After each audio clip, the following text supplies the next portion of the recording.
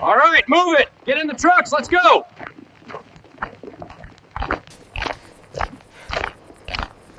He climbs back through the fence. It is the spring of 1946. The war that put him here ended almost a year ago. Hans-Joachim Sembach is not trying to escape anything. He is trying to get back in. 2 years inside an American prison camp near Dallas, Texas, taught him something the war never did. Somewhere along the road that is supposed to carry him toward a ship and then toward Germany, he slips away from the line of men. Military police find him close to the camp he just left. He does not run. He does not fight.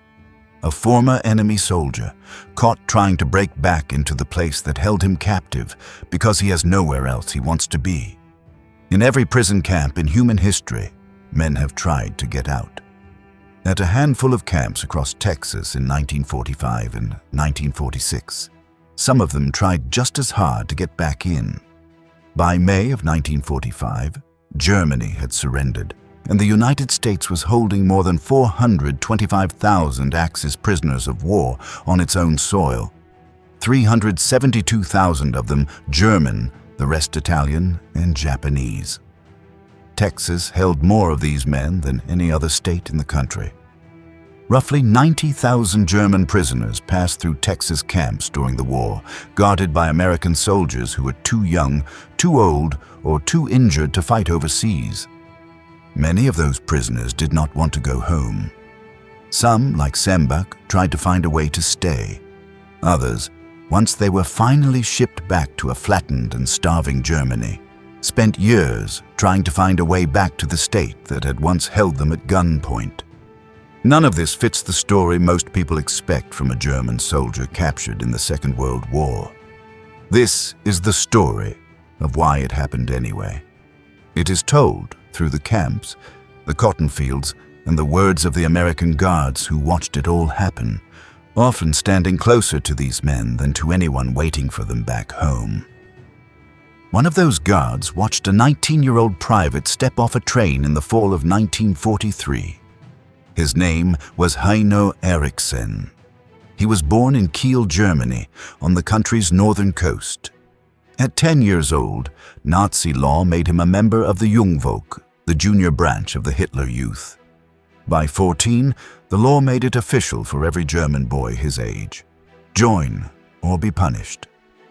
Every Saturday and Sunday, he had to report to mandatory youth meetings instead of going to church, a deliberate scheduling trick by a party that wanted German boys raised on its own time, not anyone else's. Erichsen did not choose the uniform. It was put on him. By the time he turned 18, he was a private in the 22nd Panzer Grenadiers, fighting with the German Afrika Korps in North Africa.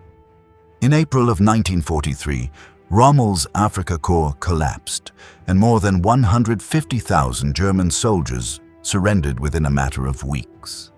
Erichsen was one of them. He was searched, marched to a holding pen, and eventually loaded onto a Liberty ship bound for the United States, sailing through waters where his own country's submarines were still hunting. The crossing took roughly 2 weeks, made longer by the knowledge that a torpedo fired by his own navy would kill him just as easily as one fired by the Allies. He had no idea where the ship was taking him. He only knew it was taking him away from the war. The meals served on board were the first warning that something about this captivity did not match what he had been told. When the ship reached New York, he saw the Statue of Liberty from the deck. For the first time, he understood that he had crossed an entire ocean into the country he had been raised to call the enemy. A train carried him south for 2 days. It crossed land that, in everything he had been taught, should have been a wasteland. Flat, broken, and poor, the way Nazi radio had always described America's frontier.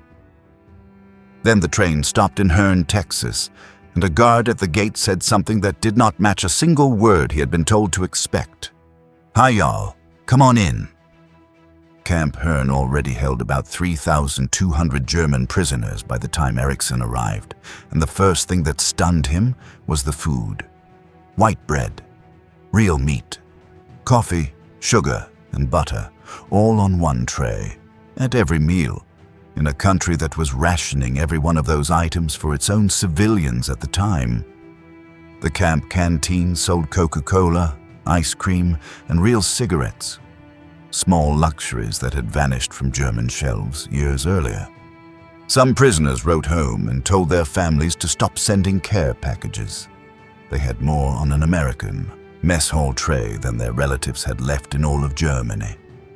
One guard later remembered a young private staring down at his food for a long moment before he finally asked, quietly, if all of America looked like this. It did not look like this by accident. The Geneva Convention of 1929 required that prisoners of war be held in a climate close to where they had been captured. Most German POWs had surrendered in the deserts of North Africa, and army planners decided Texas heat was close enough. Texas also sat far from the coast, far from war factories, and far from the Mexican border, which made it cheaper and easier to guard. By the war's end, Texas held twice as many POW camps as any other state. 7 main camps and 22 smaller branch camps, stretching from Huntsville to Hereford, from Mexia to the Gulf Coast at Galveston. Hereford held Italian prisoners almost exclusively. A small number of Japanese POWs were scattered among the German camps, including 323 of them at Hearne itself. The numbers arriving at American docks kept climbing as the war dragged on. After the surrender in North Africa, an average of 20,000 new prisoners landed every month. After the Normandy invasion in June of 1944, that number rose to 30,000 a month. By the final stretch of the war, ships were unloading 60,000 prisoners a month onto American soil. More men arriving every 30 days than the entire population of most Texas towns the camps were built next to. There was a second reason the trains kept arriving in Texas specifically, and it had nothing to do with geography. Texas farmers were losing their sons to the draft, while crops rotted in the fields. In 1943, one county agent in South Texas said plainly that without prisoner labor, the region's entire cotton crop would have been lost that year. So the prisoners went to work. Under the Geneva Convention, enlisted men who worked had to be paid for it. 10 cents an hour, handed over in canteen coupons instead of cash. It was little money. It was enough for soap, razors, and the cost of a stamp home. Officers and senior non-commissioned officers, who made up roughly 3/4 of Camp Hearne's population, were exempt from labor entirely and received a flat monthly stipend of $3 instead. That left most of the actual field work to the youngest privates, the ones with no rank to hide behind. Trucks picked them up at 8 every morning and drove them out to farms across the county to pick cotton, harvest peanuts and rice, bale hay, and gather pecans under a sun that regularly passed 100 degrees. Other prisoners worked on the Denison Dam Reservoir, cut timber, or served as orderlies at the Army's Harmon General Hospital in Longview. The work created something the planners in Washington had never designed for: time spent side by side. Guards and prisoners shared the same water jug under that sun. Farm families sometimes set a prisoner a place at their own table for lunch. Some guards noticed the same thing in nearly every prisoner's footlocker: a photograph of a mother, a sister, a girl waiting back home. It got harder to hate a stranger once you had seen the face he was homesick for. At Camp Bowie, further west, an American guard named Homer Milton struck up a real friendship with a German prisoner he knew only as Karl. After the war, Karl wrote to Milton from a Germany with empty shelves and rationed bread. He said there was nothing left to buy in the shops. He remembered Texas as the better place. Texas guards were not the only ones who let their guard down. In Louisiana, one guard fell asleep while escorting a group of prisoners to a dentist's office in the town of Thibodaux. He woke up to find the prisoners standing over him, holding his own rifle, waiting patiently for him to come to before anyone else noticed it was missing. Friendships like the one between Milton and Carl were common enough across the South that some former prisoners returned years later as guests of the same farm families who had once watched over them with rifles. A handful of those bonds outlasted the war by decades. Christmas cards mailed from a rebuilt Germany to a mailbox outside a small Texas town, year after year, long after anyone official was keeping track. Courts kept files on murders. Nobody kept files on a Christmas card. Whatever record exists of those friendships mostly sits in attics now, in shoeboxes of letters that grandchildren are only beginning to translate. Conversations in the field were mostly hand signals and a shared cigarette, since most guards spoke no German and most prisoners spoke only the English they had learned in school, but a working language built itself anyway, one harvest at a time. The army guarding all of this was thin and improvised. There were never enough soldiers who actually spoke German, so the day-to-day discipline of the camps was handled by the prisoners' own officers and sergeants who woke their men, marched them to meals, and ran the barracks with the same routines they had used in the German army. American guards mostly stood watch from the towers and the gates, not from inside the ranks. Security, as a result, was almost an afterthought at most of these camps. Officers kept their own men in line through that German discipline, not American force, and the few prisoners who tried to walk away from the branch camps did so with no real urgency.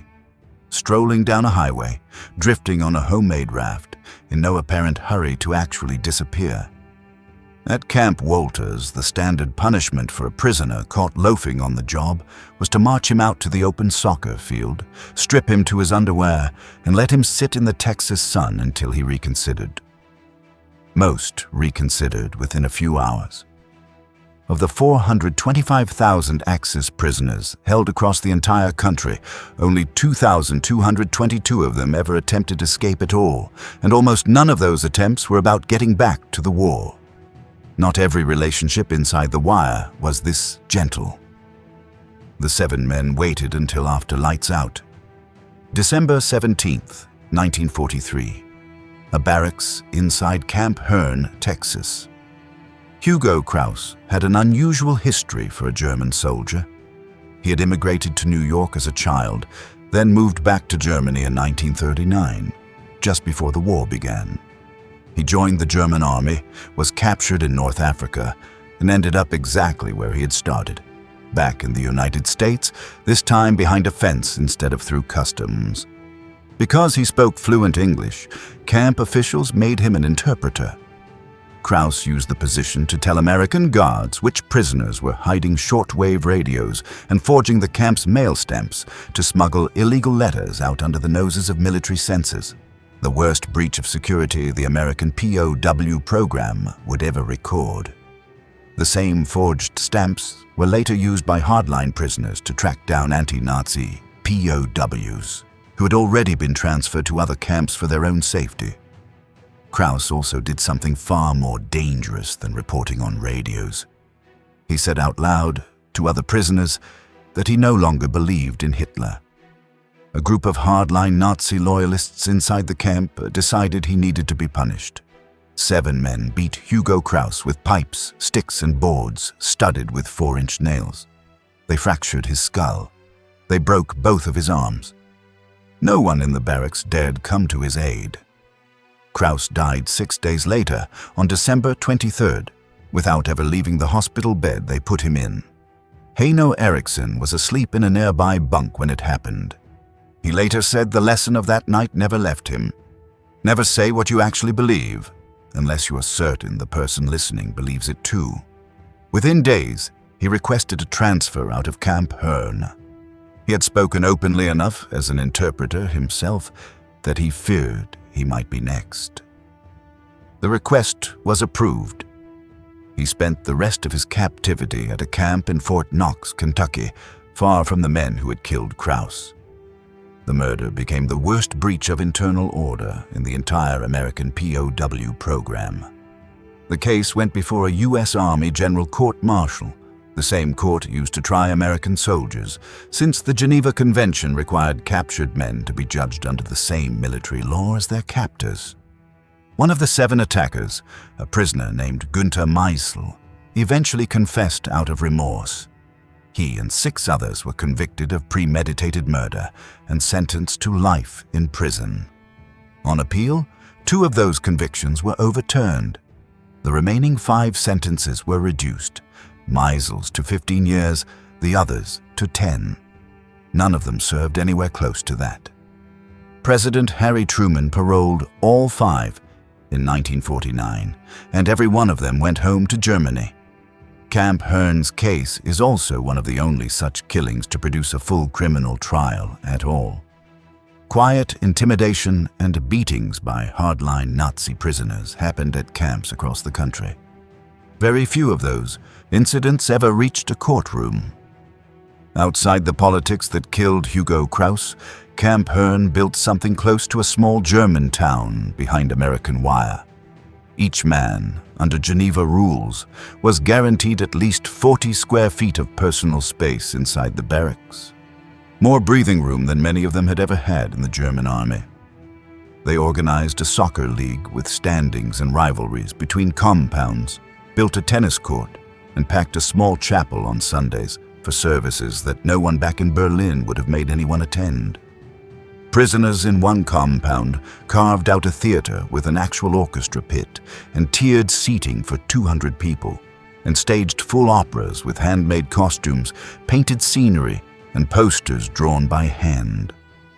Other prisoners spent their free hours building fountains out of scrap concrete, a kneeling woman, a horned devil, and a castle called Burg Schwanstein, complete with a moat, built waist-high and never meant to hold anyone at all. At Huntsville, a separate program of so-called re-education classes taught anti-Nazi prisoners American history and civics, introduced them to Jewish writers and composers banned back home, and screened newsreel footage of the camps the Nazis had built in Europe. Some prisoners brewed their own wine in jars buried under the barracks floor, using fruit and sugar smuggled out of the mess hall, or filtered the alcohol out of shaving lotion through a loaf of bread. For the Americans rationing meat, sugar, and gasoline on the outside of that fence, all of it looked like an insult. Even some of the guards' own families, waiting at home with ration books of their own, had less access to sugar and coffee than the men behind the wire they were paid to watch. Locals started calling the camp the Ritz, a jab at a luxury hotel chain, and the nickname spread to POW camps all over the state. The resentment cut in stranger directions than anyone expected. German prisoners, escorted into Texas towns to run errands or see a dentist, could sit down and order a meal in restaurants that, under Jim Crow law, refused service to the black American soldiers assigned to escort them. None of it changed the fact that the men who built the fountains, the men who endured that particular humiliation, and the men who murdered Hugo Krauss were all sleeping in the same compounds, under the same watchtowers, in the same searchlights. On May 8, 1945, Germany surrendered. Camp Hearne held 3,855 prisoners that day. For most Americans, VE Day meant celebration. For the German prisoners in Texas, it meant something closer to dread.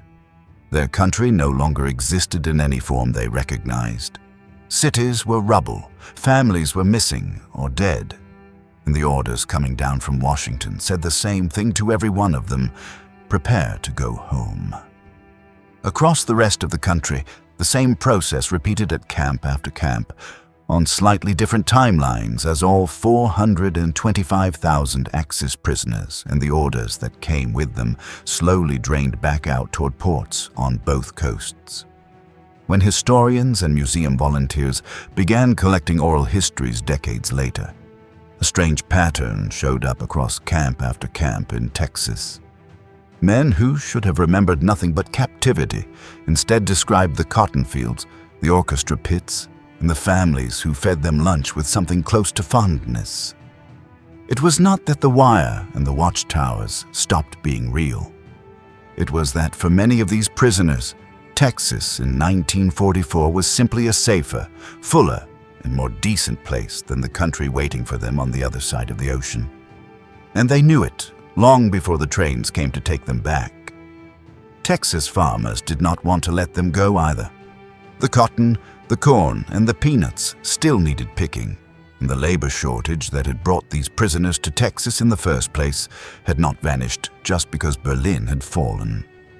At Hearne specifically, the army delayed repatriation for a number of prisoners so they could finish the harvest before being shipped out. Men who had survived North Africa, 2 Texas summers, and a murder inside their own barracks spent their final weeks as prisoners doing the same work for the same 10 cents an hour in a war that had already ended. Some of the guards who had walked that same fence line for 2 years did not describe the goodbyes the way the government's paperwork did. They were not transferring prisoners. They were watching men they had worked beside, eaten lunch with, and argued with about baseball get loaded onto trains bound for a port, a ship, and a country with no room left for them. At the depots, a few guards traded addresses with men they were technically supposed to think of as the enemy and promised to write. A few slipped a carton of cigarettes or a little cash into a departing prisoner's hand at the last second, against every regulation and entirely beside the point. It was a strange kind of farewell to give to men who had spent 2 years on the other side of your own rifle, and most guards never had a clean word for what it actually was. The closest many of them came was to say that sending these particular prisoners home did not feel like winning anything. It felt like watching the harvest crew get on a train. Not everyone accepted the ending quietly. Hans Joachim Sembach was one of the prisoners moved out of his camp near Dallas for the trip home. Somewhere along that final journey, he slipped away from the line and went back toward the only home he had left in the world, the camp itself. He was caught and sent on to Germany anyway. In 1951, from a country still digging itself out of rubble, he wrote a letter to a Dallas newspaper.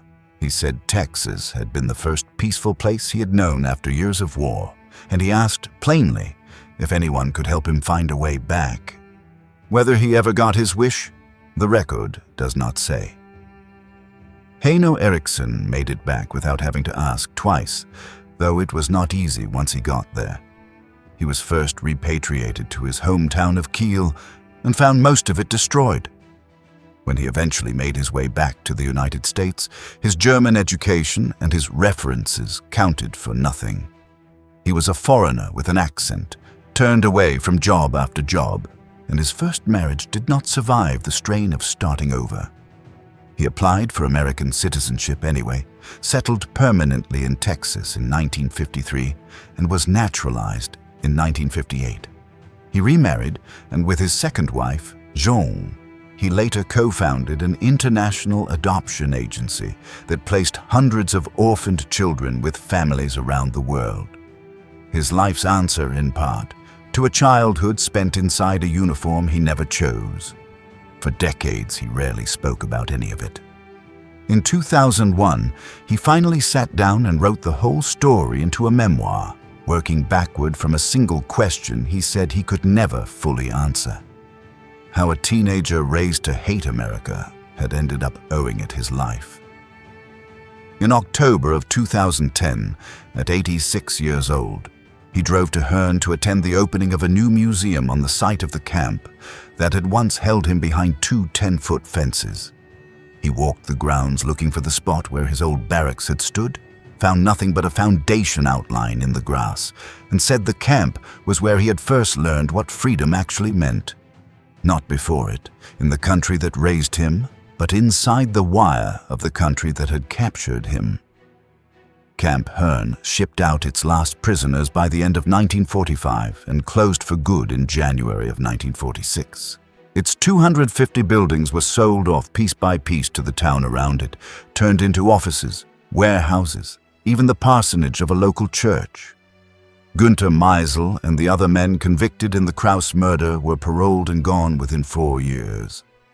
Most of the roughly 90,000 prisoners who had passed through Texas during the war simply went home and were never heard from again, in either direction. A small number, like Erichsen, found their way back. No one ever counted how many. For nearly 70 years afterward, the camp itself disappeared. Weeds took the foundations. The barracks were gone, sold off board by board. It was not until the 2000s that a Texas A&M research team, led by anthropologist Michael Waters, began digging through what was left, sending undergraduate students out with trowels to recover rings, knives, engraved canteens, and broken pieces of the fountains the prisoners had carved by hand. In 2010, a non-profit called Friends of Camp Hearne opened a small museum on the site, built inside a single replica barracks. Erichsen was one of the first visitors through its door. Every December now, on the Saturday closest to the 17th, the museum leads a walk through the woods to the spot where Hugo Krauss was beaten. So that story does not disappear, along with the buildings either. The fountains the prisoners built are still standing today, out past where the fence line used to run. The theater is gone. The orchestra is gone. The little castle called Burg Schwanstein is still there, waist-high in the weeds. It has no roof. It never did. It was built by men with no kingdom, in a country that was not theirs, behind a fence that no longer exists.